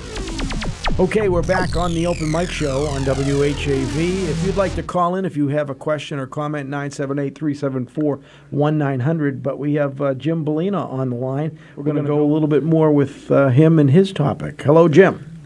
Hey, Bill. How you doing? Good. Now, is there a website, Jim, where people could go on and take a look at your son Matt and his story? Geez, that's a good question. I don't know if there is. I mean, there's information on, that he's posted on Facebook. There's been several stories about him. There was a story in the Washington Post way back when. So he's been picked up. So I guess if you Googled his name, you'd probably find some of the stories. But it's covered quite a bit of ground. It's covered ground from long before the bill was passed up until recently. The meeting that he had with Donald Trump, that had to been special. Oh, I'm sure it was, and regardless of how people feel about an individual, he said he was going to do it. He did it, and he hung with it all the way through. And it wasn't part of his program before he met with Matt and with the gentleman who ran the fundraiser. With the right to life, right to try that passed last year. Did it get much notoriety in the press? And the reason why I'm asking is, I understand that there was a lot of Democrats that were against it, which just boggles my mind on why they would be. It didn't get a lot of press. Obviously we were on top of it. It didn't get tons and tons of coverage. But it passed, and it was, there was news about it. But you raise a good point, though, and that was the politics of it, and that's kind of it shows kind of where we are, the situation that we're in right now. Because as you talk to people and explain to them what it's all about, there's a common sense to that. Say, hey, wait a minute, that makes sense. Why aren't we doing that? And yet, because of politics, there was a considerable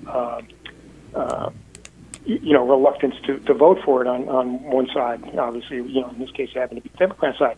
And quite frankly, before the 2016 election, Harry Reid prevented it from going to a voice vote before the Senate, where it was going to pass.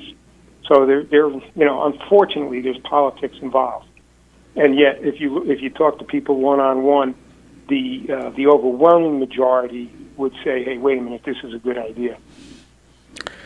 Well, Harry Reid may wish that he let it help get it through, because I understand Harry's in really rough shape right now. Yeah, and what was that story the day that he showed up with the black eye? Nobody will ever know. He claimed that he was on a exercise machine in his bathroom or something. Some kind of exercise equipment decided to take it out on him. Gingy Harry, that's his name. Well, there's a lot of stories you could make about that. I mean, forget about the fact that he was a Senate leader. He was a boxer, and he's out in Nevada. Who knows what could happen?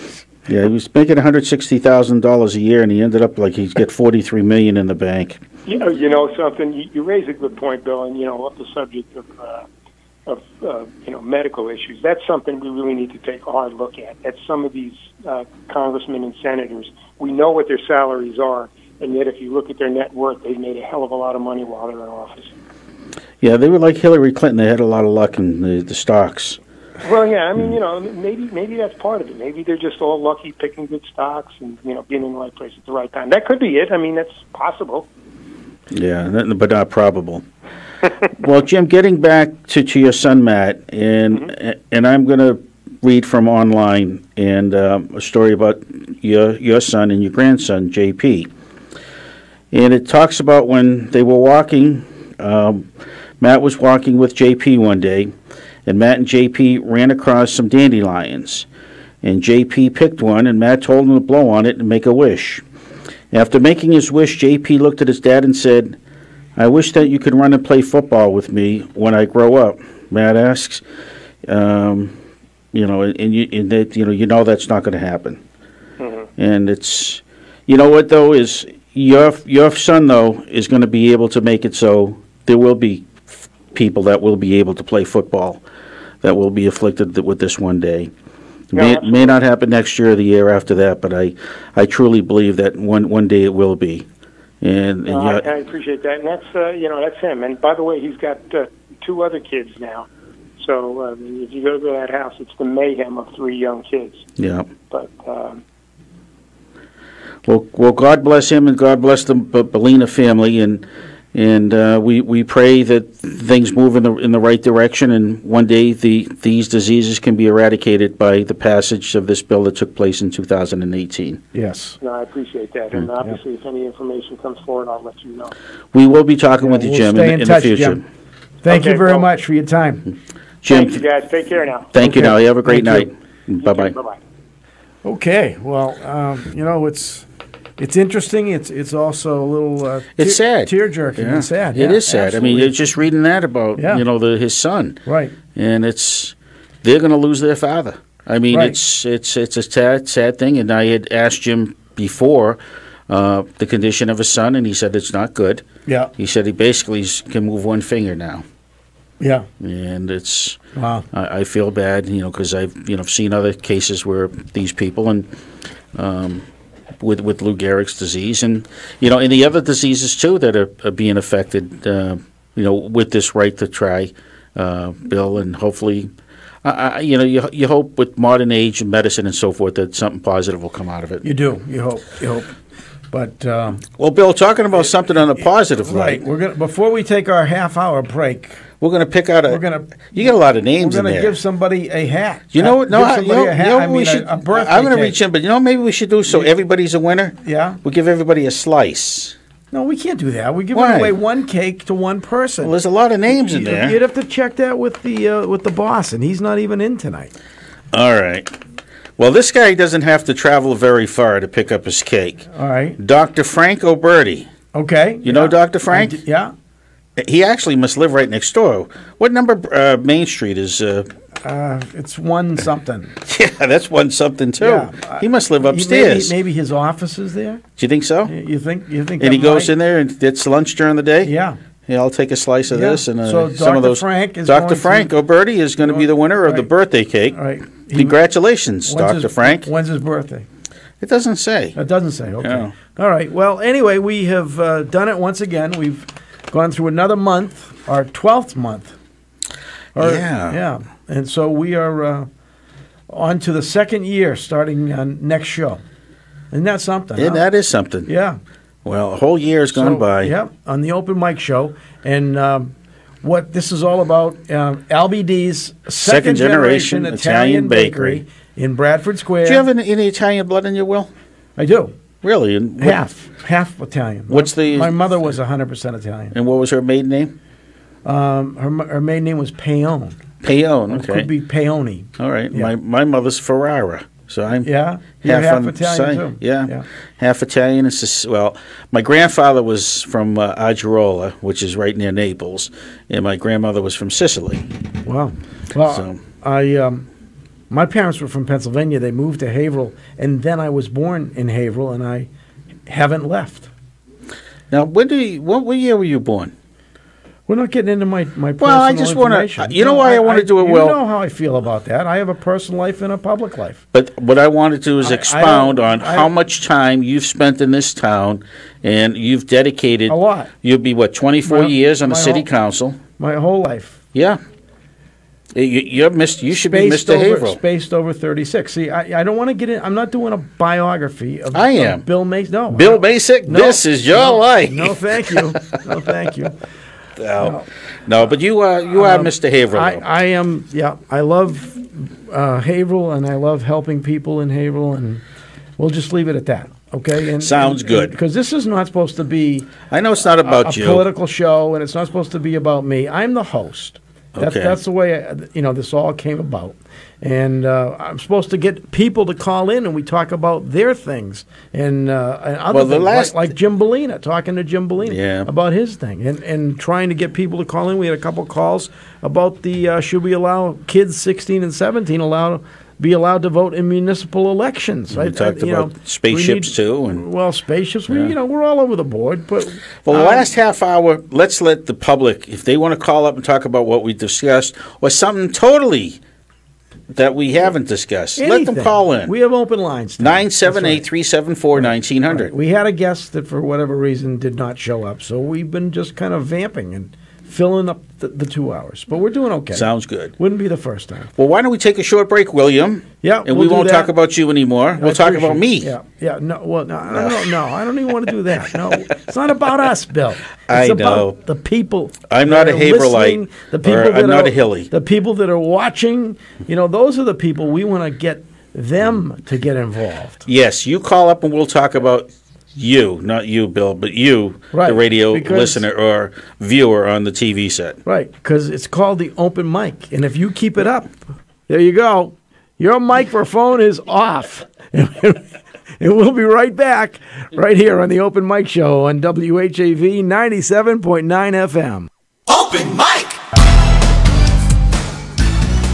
Bill Macek and the Open Mic Show will be right back. Get in on the action. Call 978-374-1900. Open Mic is brought to you in part by Smith Motor Sales of Haverhill, 420 River Street, exit 48 off 495. It's 7:31. 97.9 FM, WHAV. Catch the wave!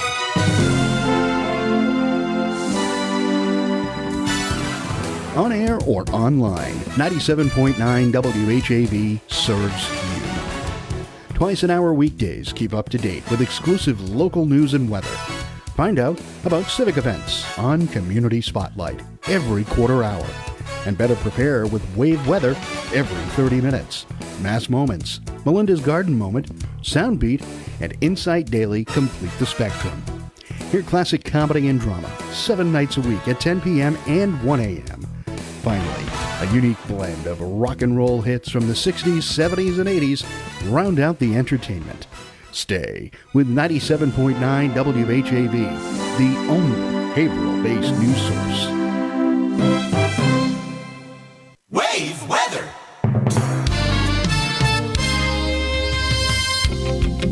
Now your wave weather forecast for Haverhill in the Merrimack Valley. Partly cloudy skies, low around 12 degrees tonight with a 5-mile-per-hour breeze. Snow showers becoming more numerous as we go into the afternoon hours tomorrow. Accumulations less than an inch. 7 to 10-mile-per-hour winds. High temperatures near the freezing mark, dropping into the middle 20s. Some snow showers mixing with a little bit of rain at times Tuesday night. Eventually changing back to snow, adding up around an inch or two. An isolated snow shower on Wednesday. High temperatures near 31. I'm WHAV meteorologist Brian Ivy. Your next wave weather in 30 minutes. WHAV Open Mic! From the Edwin V. Johnson Newsroom, 97.9 WHAV FM presents The Open Mic Show with Bill Macek. Open Mic is brought to you in part by Smith Motor Sales of Haverhill, 420 River Street, exit 48 off 495. Make your voice heard. Call 978-374-1900. That's 978-374-1900. Okay, we are back on the Open Mic Show. Bill, we were off the air. We were talking about DNA samples and Ancestry.com and so forth. Well, it's because you brought up whether I was... Well, Dave was talking about it because we were talking about heritage. Right. I'm going to try to bring this back to the science of DNA testing because ethnicity testing, everybody goes on because they see the ad for Ancestry.com and they think, oh, the guy trading in his kilt for a lederhosen. You've all seen that ad, right? Yes. Yeah, that's a whole bunch of bunk and malarkey. It's the autosomal DNA. So any DNA genealogist will tell you this. So autosomal, it means who you're matched up with, centimorgans, CMs. So, for example, if you have somebody that was a long-lost relative, given up for adoption, maybe a long-lost brother. Yeah. They took the test. That would show up, and that would show up under centimorgans. Not looking to do free advertising for anybody, but instead of Ancestry, who would you call for the autosomal? Or who would you? Well, the autosomal is an out? Exact science, pretty much for all the testing sites. So ethnicity testing is that part of the? It's part of it, but I think it's just more for fun. Yeah, you can't really tell somebody's ethnicity exactly. You know, I read that we all came from someplace in Africa. Yeah, two common ancestors. It's called the pedigree collapse. So we're all 52nd cousins. Hey. So you're going to invite me over to the house for I'm Christmas, not Bill? related. No. You said you have family over. You've been removed. Now, my brother had it done, and they had a listing of other people that were similar to him, and they were people I recognized. They were cousins that had that done. Would you get photos? No, they did different names and so forth, and so. But you should have it done. I'm not that interested. Well, somebody could be looking for you. That's true. Well, they should come find it. Come find me Would how they tell going to find you? if Though? I did Somebody might need a kidney. Yeah. Would if I did an ancestry thing? Would I be on a list then for giving up my kidney? My brother said no, it doesn't work like that. No. Everybody thinks that the government's going to hoard their DNA if they take a 23andMe kit. And this is just me speaking off the cuff right now. I've heard so many things. The government is going to take your I'm DNA. not worried about But that's that. what people think before people actually, call me a conspiracy theorist or what you will. I don't believe that the government would actually do something like that. What the government is capable of in other ways, that's not for the show. That's not for your program. But I honestly do believe that 23andMe, they're not going to send your DNA off to police agencies. That's just crazy. But there are a lot of people who think that. They're afraid to take the test. You know what? I'm legally in this country. I'm not worried about it. Are you sure? Well, I'm not even going there, but I'm just saying I for am. a lot of people who are I so have a paranoid Haverhill- about I have a Haverhill birth certificate. But they're good for you. But for people who think that they just don't trust the government, that's what goes through their mindset whenever they're skittish about taking something like a 23andMe. So they just do the ancestry tree. They don't actually do the ancestry DNA kit. Which again, if you're looking to find out whether or not you want to trade in your kilt for lederhosen, that's probably not what you want to do. Yeah. But if you want to find out, my sister is actually my third or fifth cousin somehow, well then that's what you're going to find out with all DNA testing kits, not just 23andMe or Ancestry. Okay, well, but that's just genealogy. That's what I do in my personal life, and okay. it's fun. It really is. It's fun, and it means a lot to a lot of people who have been given up for adoption, and, Bill, and that's as far as I'm going to go. I actually Thanks, checked out Dave. your family tree and found out that you were the sap. But when my brother got his report back, we need to get sound effects. It showed For that you. We got to get a soundboard. different places where my family had come from, and my mother's side is from Italy, and it talked about places around there. Sardinia was one of them, and then my father's side, which from the British Isles, had mentioned Scotland and Ireland. And then there was a listing, and I guess it was optional where you can open up to getting emails or whatever. And he said he got contacted from somebody from Wyoming that had some DNA that was pretty similar to my brother, which would also be me, unless I found out that I was adopted. And there was some listing of people that was similar also, and they were cousins that had it done. And I was curious on Wyoming, and the only thing I could think about, Bill, is my brother Kenny did a ancestry thing and found out that I had a relative that was at the Battle of the Little Bighorn. He got killed, of course. And I'm wondering if he had a child out to that neck of the woods, and this is what has come about. Really? Yeah. Well, you never know. You never do know. That's right. But again, we're all related. We're all brothers and sisters, and so forth, and all from Adam and Eve. Yeah, that's I just think we should all get along. I think, and you know this, that race plays too big of a factor. It does in our life, in our country. It does, and that it should not take that big of a factor. I'm an American. That's the way I see myself. Born in America. I'm an American. We should all work together as Americans. Rodney King, I told you, my favorite quote. Yeah.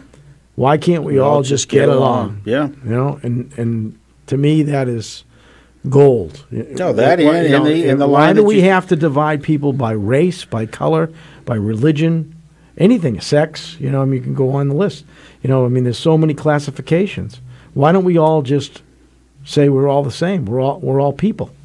That's true. That's the way I feel. And the other line that you've used also was from Martin Luther King Jr. Right. About the judging a man not by the color of his skin, but by the content of his character. Well, that and we should all be colorblind. Right. Which I think really, again, kind of hits and rings the bell real well, because we shouldn't get involved with a person's color or their race. We should get in. We're all people, and that's kind of the way I treat people. You know, I don't segregate people because of their religion, their ancestry, or anything like that. It's interesting to know about, but I don't think it should play a factor into whether or not somebody is able to, say, be accepted to a college. I think that I know why it's done to a point, but I think that it's maybe become a little excessive. I think so. Do you gentlemen, any of you gentlemen ever read the full speech from the March on Washington in August of 1963?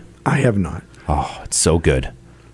Or have you read the letter from the Birmingham jail, 1961? Yes. Yeah. Great speeches. I know. Yeah. Yeah. But everybody likes to paraphrase "I have a dream," and yet they have to read the whole speech when Dr. King spoke at the March on Washington. Really? It really is incredible. Yeah. Do you want to give us a little synopsis? Not right now because we got about 4 minutes. No, it would take about 23 minutes. Okay. The rest of your program. You'll be done. Yeah, pretty much. Yeah. Yeah. All right. Well, Billy, this time next week we're going to know who won the Super Bowl. What's your prediction? What do you think? I think the Patriots are going to win. In a romp? They never win in a romp. Maybe in the last this could be the romp. In the last 30 seconds is what it usually is. You know, they always make you sit on the edge of your seat. Make it exciting? Make it exciting, yeah. And then Tom Terrific shows up with his arm and throws the ball at somebody, and there you go. They say there was approximately 35,000 people that gave him the little farewell. I saw the aerials. I couldn't believe it. You know how many L.A. had? No. Oh, yeah, it was short. I saw 2,000. It was 2,000, yeah. No, they said L.A. hasn't been in L.A. long enough to develop that love from the fans. Which starts the speculation on the bad call with the Saints. Because here we go. If you want to jumpstart a team, what better way to jumpstart it by saying we're Super Bowl contenders? You know, because I think they're another year or 2 years away from their going into their football stadium. Yeah. And if you want to start building up, selling tickets, well, we've got a Super Bowl team that we can go watch. Doesn't hurt, right? You know, and 4 of the referees in that Saints game were from California. Yeah. Well, what do you think, Will? Think we get a story here? Not everything's a conspiracy. I just think that if everything was perfect with the way they call the games, that the Patriots wouldn't be playing the Rams; that they'd be playing the Saints. Yeah, it's too bad because Drew Brees, he seems like a very likable guy. Yeah, and he's not one that has had he hasn't been tainted at all over the many years. There are a lot of people going to be protesting, or the game. There are bars and restaurants that said they're not going to show the Super Bowl, and there was a group of people that supposedly were going to sue the NFL. But the NFL did fine the Rams player for the hit about a week later. Yeah. So, I mean, what good's that going to do? Yeah, that's hollow at this point. Yeah. And it's just another black guy for Roger Goodell and the NFL. And I brought this up on the Good Sports program with Paul Ryan and Tommy Morgan. Paul was out, but I mentioned this. It's just another scandal that the NFL and Roger Goodell, it's on his watch. And ever since he took over as commissioner, it's just been one thing after another. And we could go down the entire gamut of things that have happened under his rule, under his watch. And it's ridiculous. But yeah, the lawsuit filed by the fan, we mentioned that. It's ridiculous, but I know why they did it. Well, you know what? The temperature, and I'm going to bring up Deflategate. Air pressure changes from the weather. Your auto tire, your car tires. Exactly. If you look I had to go the other day. The monitoring system. And I had my oil change, and I said to the guy, my light's on. He said it has to deal with the temperature. Yeah, right. So poor Tom lost 4 games, of which he said that was the best month of his life. And what did they do? They won the Super Bowl that year. Yeah, well, I think he's a little bit riled up. That's why I think they're in the Super Bowl. I hope he can keep that. Well, yeah, but you know what their upset attitude in a sense. You know what the upset attitude is from? Prove it. He's too old. Oh, yeah, that's part of it. Of course it was. That, yeah. He and Hogan were yelling at each other, and Edelman went over to him, I think, halftime. You're too old. You're too old. Right. Yeah, so that's the mantra. They're too old. Well, I hope they keep it up through the Super Bowl, and they will. They'll win. That would be nice. I tell you, though, following football and having a chance to go on YouTube where you see 101 things about the Patriots, I'm going to talk about some of the things that I viewed over the weekend when we return on the Open Mic Show right after this break here on WHAV 97.9 FM. Open Mic! Bill Macek and the Open Mic Show will be right back. Get in on the action. Call 978-374-1900. Open Mic is brought to you in part by Smith Motor Sales of Haverhill, 420 River Street, exit 48 off 495. Broadcasting on the Armstrong FM system, this is 97.9 WHAV. Catch the wave! Melinda's Garden Moments help gardeners create and maintain a healthy, beautiful garden with ease, inside or out and all year long. This is Melinda Myers, inviting you to tune in every weekday morning, right here on WHAV. You'll learn creative ways to grow your own vegetables and herbs while beautifying your landscape. Eco-friendly lawn care, flower garden design basics, unique container gardens, attracting birds and butterflies to the landscape, and much more. Again, please join me weekday mornings for Melinda's Garden Moment for a very environmentally friendly approach to gardening. Remember, only local radio can bring you this feature opportunity, but only WHAV does.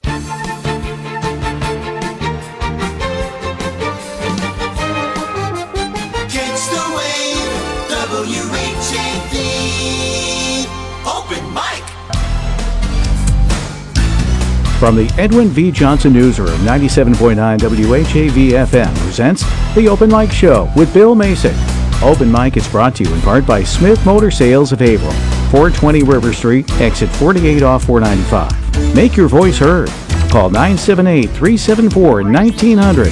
That's 978-374-1900. Okay, we are back, and we are in the final turn, as I like to call it, but you have done that so many times. The final turn. Because you're the one that really calls horses and all the different type of track racing. Now, what if you were called in to do a Patriots game? Could you do the same kind of approach? With the same zeal. And the ball is hiked. How do you don't make it sound like that. No? No. They're not as colorful on TV as they are on radio, because radio, they have to paint the visual image. That's right. Same thing with horse racing. They say a good announcer, you can close your eyes and visualize how the race is going on. Yeah. And that's what you do is, if it's close, there's stride for stride, hoofbeat for hoofbeat, and Brady's fumbled the ball. Yeah, he's done that before. But I expect a good game. But we're talking about on YouTube, you can find 1,000,001 things. Actually, Bill, you can find the Open Mic Show on YouTube also. That's right. But I was watching about when they beat Seattle. And Facebook. Facebook also. We're worldwide. We are worldwide. We're not just... we haven't had that caller from Colorado in a while. Maybe he got us some bad water. Maybe. Yeah. No, that's the cleanest water out there. Well, that's what I heard, but maybe he didn't catch the clean water that he wanted. Maybe. You never know. But so when Malcolm Butler had that famous catch, interception, I should say. Yeah. Ernie Adams, who was part of the Patriots coaching team, he suspected something, and he called down above, and because they had actually worked on that play a couple of times. And Malcolm, and it was not only Malcolm Butler, it was the other fellow that was right in front of him. So when he kind of blocked the guy, and hit him off the line, it forced the other guy to go towards the inside, where Malcolm Butler basically was at the spot where they expected the ball to go. Stepped in front, right, and that's where he got it. Yeah. And this is a play they had practiced a couple of times. And I tell you, though, they have to be just eat, sleep, and drink this stuff. When you see Brady, not Brady, but Belichick, when they look at the different plays, he can talk to you about plays. This was successful in 1965. Right. Yeah. They are amazing. They live it morning to night. And, But that's good. The testament to him being so good. I think that the other three teams in the division, in Belichick's tenure here in New England, I think the other teams have gone through 26 coaches. Wow. Yeah. I didn't know that. Yeah. That's a lot. Yeah, well. Yeah, and he's still around to talk about it. And do you remember the guy, how many years ago was the Spygate that came out and talked about the Spygate? Well, and I remember that Spygate. Guy, that guy, he's long gone. After he didn't get hired by any football teams, they put him on ESPN, I think, for a season. He's gone. I can't remember his name now. Yeah. But Belichick. Well, you brought up the the air pressure. Was that really Brady? I don't think so. Or that anybody, the guy brought the balls into the men's room. Yeah, but see, there's a reason why he could have brought the balls into the men's room, Billy, is if they're in his custody and he leaves the balls outside Right. and he comes out and all the balls are gone, yeah, I have a feeling that his He'd job be in is trouble. gone. Right. Yeah. So, I don't know. Was there anybody else in the men's room with him? This is, too much conspiracy here. No. And anyway, Goodell won that one. Yeah. I hate to say it, but I thought Brady was going to win. But well, I think Brady kind of said, let's get it over with. Right. And he decided to take those games. And it still worked out that year for the did work Patriots, out for them. as you mentioned. But what it did is it gave them a reason to win. Now, what do you think about Gronkowski? You I think have he's a coming feeling, back? Yeah, you and I spoke about this. I have a feeling that they say he's playing injured. Yeah. I think he's going to get pumped for one more game, and then I think he'll probably retire. Yeah. Yeah, he might go off into the sunset. I think he's emotionally in retirement mode. Yeah. Gronk, yeah. He's thinking about WWE. He's thinking about Right. Monster Energy. In Hollywood. Film Hollywood's star. calling Hollywood's for Gronk. calling. Right. Yeah. Right. And I don't think he'll get banged up as much doing that. I think they have Doing WWE? Probably not. Well, WWE maybe a little bit. But, okay. But that's kind of a lot of theater, and I think if he became the next Arnold Schwarzenegger or one of those guys, what do you mean? think it's all real? Of course, it's real. Yeah. But do you guys honestly believe that Gronk could have the same type of box office power as Dwayne "The Rock" Johnson? They need somebody. Probably, I don't know if it's as much, but you've got if the Gronk wrestles in New England, he'll sell out. He will. But on the other hand, wherever else he wrestles, there's a lot of people that hate the rest Patriots. of the country hates the Patriots. Yeah. So that's a whole different story. Gronk has mass appeal. Maybe. Well, he's a big kid. Well, he'd be better in Hollywood, I think. He should, because then they have, for the tough scenes or the ones that you might get hurt in, they've got a stand-in. You could be that stand-in, Bill. For Gronk? Yeah. I think he's a little taller than me. But God bless him if he does. I mean, he's given us a lot of great catches. He has. I mean, he's a great football player. He's been brittle though. He breaks easy. Yeah. Well, but that came before he got. He extends himself. Goes a lot. back to college. Yeah. He does extend himself a lot. He does. He's a great player. He's as much as he comes across as a goofball when you see him and he's outside and the way he parties and so forth. He's very smart with the dollar. He is. He hasn't spent any of them. No, he lives off the sponsorship money. Any of the NFL dollars. Those are all in a bank or in some kind of investment. Yeah, I'm sure he's got a lot waiting for him when he decides. How about women? He's still single, right? I think. As far as I know, he's single, yeah. Yeah, boy, they'd probably be lining up at his door. Oh.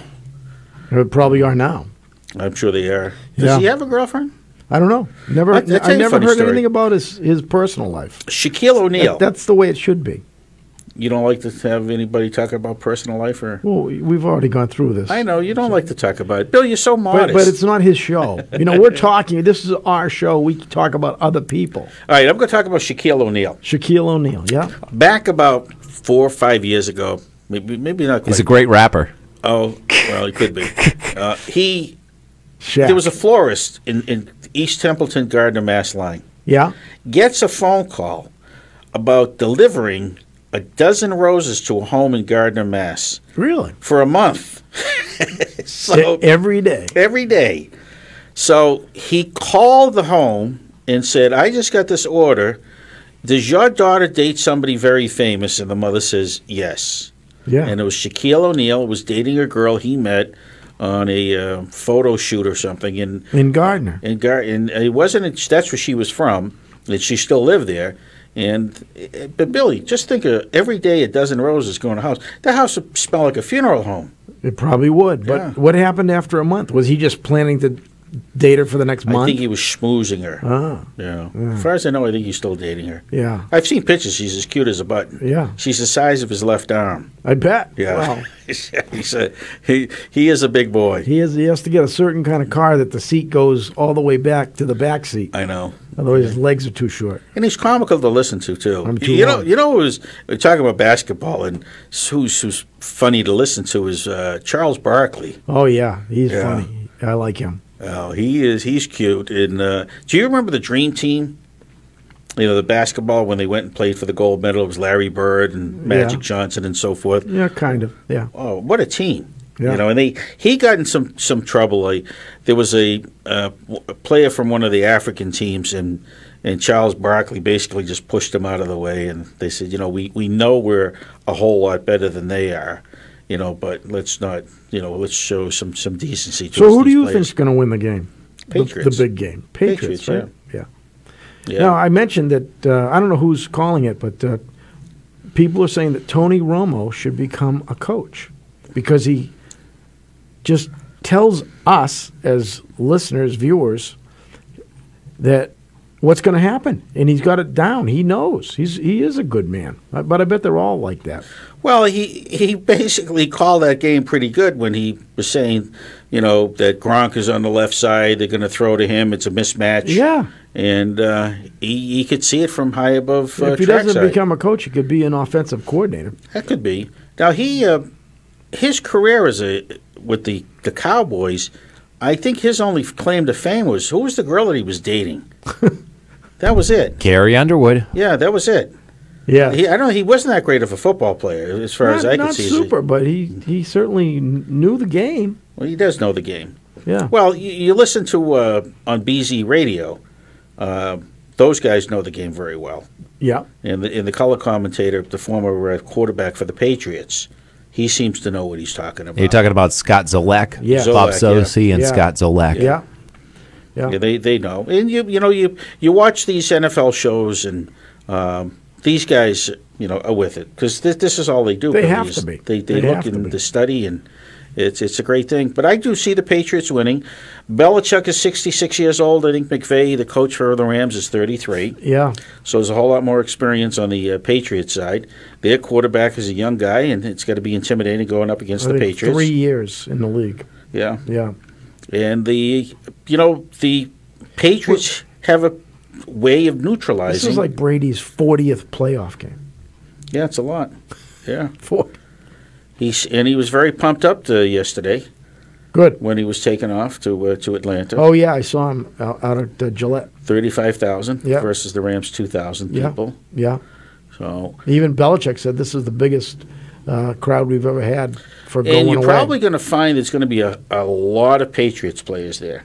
And the reason being is the Los Angeles Rams are this is their new. There was St. Louis before. Right. You may get some carryover St. Louis fans that will go down there to watch them. But you're probably going to find a good portion are going to be from New England. Yeah. I know JetBlue said that they were going to put on over 3 but less than 28 flights. New flights. Right. And Additional the reason why flights. they used the 28 to 3 because that was the score. You know, when they beat Atlanta, they were down 28 to 3. Okay. So there'll be a lot more flights good. going down there. And the thing is, the interest level has dropped because the tickets are not as expensive as they originally were when they first started to sell. $7,000. Yeah, they've Are gone they down? They're They're down now. Yeah. Wow. So you and I can pick up a pair for $10,000. Yeah. Yeah. So. Great. You could actually stay overnight at the Hartsfield Airport instead of or get a hotel down the street like a Days End, 20 minutes from the airport. A lot of Patriots fans are trying to do that. You want Bill and I to get a hotel room together? Maybe. Oh my God. Do a live broadcast the day after. That would be wonderful. Maybe Tim would finance that. Wouldn't that be I would nice? go. Yeah, as long Why as don't we had. talk to him about I'd like that? separate rooms, but if not, at least two. If we stay in the same room, I want Two bunk beds? beds. No. I'm on top. Yeah. Will, we got to wrap this up. We do. Wrap it up. Yeah. Well, David, it was good having you produce our show tonight. Thank you for all the information. Yeah, no, I love filling in for Chris, and it was great working with you guys. Yeah, thank you guys for putting up with my chicanery. We'll do this again next Monday night, and we'll be know here who the Super Bowl winner is at that time. And we'll talk about all the good plays and some of the bad. Sounds good, Will. All right, we'll be back next Monday night on the Open Mic Show right here on WHAV 97.9 FM. Open Mic! Join Bill Macek live on the Open Mic again next Monday night at 6. The Open Mic Show is brought to you in part by Smith Motor Sales of Haverhill, 420 River Street, exit 48 off 495. The opinions expressed on the Open Mic Show are not necessarily those of 97.9 WHAV FM, its underwriters, or affiliated stations. The Open Mic Show came to you from the Edwin V. Johnson Newsroom.